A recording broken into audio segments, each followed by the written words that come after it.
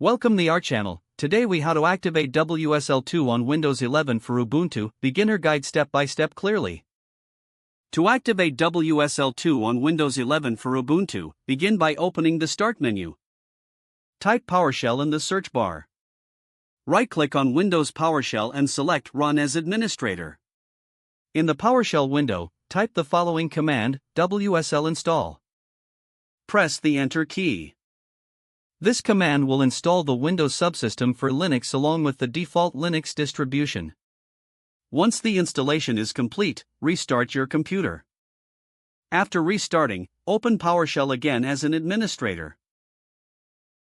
Type the command, WSL set default version 2.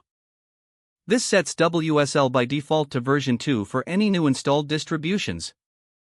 Next, you need to install the Ubuntu distribution. Go to the Microsoft Store from the Start menu. In the search bar, type Ubuntu. Choose your preferred version of Ubuntu from the results.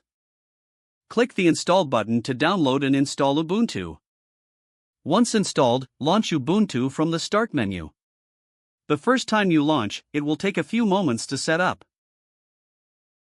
You will be prompted to create a new Unix username and password.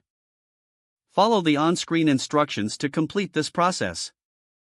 After that, you should see a command prompt ready for input. You have successfully activated WSL2 on Windows 11 for Ubuntu.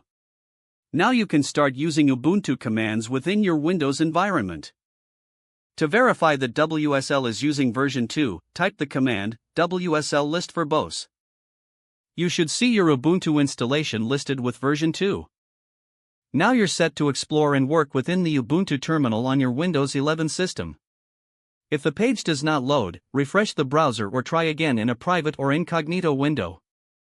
Make sure you are using the correct email address, then retype it carefully to avoid small typos.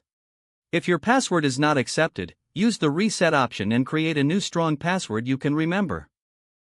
Check your spam folder for verification or security emails, then complete any requested confirmation steps. Enable two-factor authentication if available to improve account security and reduce unauthorized access risk. Don't forget to like this video and subscribe to our channel for more step-by-step tech guides.